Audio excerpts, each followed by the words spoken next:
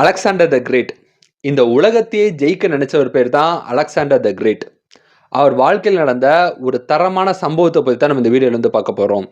So Alexander the great பார்த்தீங்கன்னா சின்ன வயசாக இருக்கும் போது அரண்மனையில் வந்து ஒரு இளவரசனாக இருக்காரு. அப்படி இளவரசனாக இருக்க டயத்தில் பார்த்தீங்கன்னா அவர் வந்து நிறைய விஷயங்கள் வந்து கற்றுக்கிறாரு.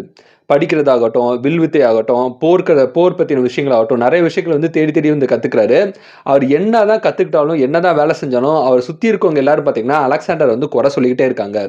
சில பேர் அவர் முன்னாடி வந்து நல்லா பேசுகிறாங்க, அவர் பின்னாடி போய் அவரை பற்றி தப்பாக பேசுகிறாங்க அப்படின்னு சொல்லிட்டு அவர் என்ன பண்ணாலும் சுற்றி இருக்கவங்க குறை சொல்லிக்கிட்டே இருக்காங்க. இதனால் பார்த்தீங்கன்னா அலெக்சாண்டர் கிரேட் வந்து ரொம்பவே கோவப்பட்டு எனக்கு இந்த மன்னர் வாழ்க்கையும் வேணாம், இந்த அரண்மனை வாழ்க்கையும் வேணாம்னு சொல்லிட்டு கிராமத்தில் போய் பார்த்தீங்கன்னா ஒரு தனியாக வந்து ஒரு சாதாரண ஒரு வாழ்க்கை வந்து வாழ ஸ்டார்ட் பண்ணிட்டாரு.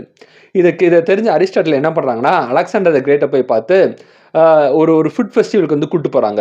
அந்த ஃபுட் ஃபெஸ்டிவலில் பார்த்தீங்கன்னா நிறைய விதமான உலகத்திலே ஒரு சுவையான சாப்பாடுலாம் அந்த ஃபுட் ஃபெஸ்டிவலில் இருக்குது. அந்த சாப்பாடில் வந்து இருக்கிறதுலே எக்ஸ்பென்சிவான ஒரு சாப்பாடு வந்து எதுன்னு கேட்டு, ஒரு ருசியான சாப்பாடு எதுன்னு கேட்டு அந்த சாப்பாடை வந்து அலெக்சாண்டர் த கிரேட் கிட்ட வந்து அரிஸ்டாட்டில் வந்து கொடுக்குறாங்க. ஸோ அலெக்சாண்டர் த கிரேட் வந்து அரிஸ்டாட்டில் கொடுத்ததுக்கப்புறம் பார்த்தீங்கன்னா அரிஸ்டாட்டில் வந்து சொல்கிறாங்க, ஸோ இந்த சாப்பாடு தான் இந்த ஃபுட் ஃபெஸ்டிவலே வந்து சுவையான ஒரு சாப்பாடு, ஒரு எக்ஸ்பென்சிவான ஒரு சாப்பாடு.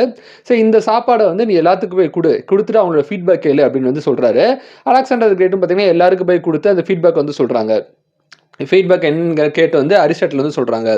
ஸோ அலெக்சாண்டர் கிரேட் வந்து அந்த அந்த சாப்பாடு அவரும் சாப்பிட்டு பார்த்து அவருக்கு ரொம்பவே பிடிச்சிருக்கு. ஸோ அரிஸ்டாட்டில்கிட்ட வந்து சொல்கிறாங்க அந்த சாப்பாடு ரொம்ப நல்லா இருக்குது அப்படின்னா, சரி நீ நல்லா இருக்குன்னு சொன்னியே மற்றவங்களாம் என்ன சொன்னாங்க அப்படின்னு கேட்குறாங்க.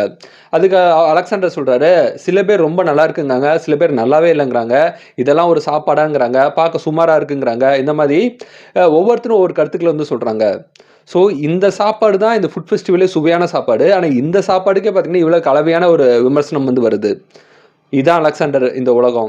நீ என்ன பண்ணாலும் இந்த உலகம் ஒன்று திட்ட போகுது. வாழ்நாளும் ஏசும், தாழ்நாளும் ஏசும். நீ மற்றவங்க என்ன சொல்லுவாங்க, மற்றவங்க குறை சொல்கிறாங்க அப்படிங்கிறதுக்காக உன்னோட திறமை நீ முடக்காத. யார் என்ன சொன்னாலும் சரி, நீ வா, அரண்மனைக்கு வா, திரும்பி இளவரசனா வா, இந்த உலகத்தையே ஜெயிக்க முயற்சி பண்ணு.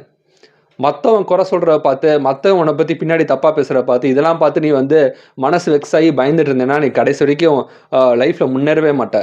நீ வா, எவன் என்ன சொன்னாலும் பரவாயில்ல, உன்னால் முடிஞ்ச முயற்சி நீ பண்ணு. கண்டிப்பாக வந்து நீ ஒரு மிகப்பெரிய ஒரு வரலாற்றில் இடம் பிடிக்கக்கூடிய ஒரு மிகப்பெரிய ஒரு மன்னராவன்னு சொல்லி அரிஸ்டாட்டில் வந்து அலெக்சாண்டர் த கிரேட் வந்து திரும்பி அரண்மனைக்கு வந்து கூட்டு போனார். ஸோ அலெக்சாண்டர் த கிரேட் சொன்ன ஒரு அருமையான வரி என்னன்னு பார்த்தீங்கன்னா, இந்த உலகத்தில் முயற்சி பண்ணுறவனுக்கு முடியாததுன்னு என்று எதுவுமே இல்லை. நன்றி.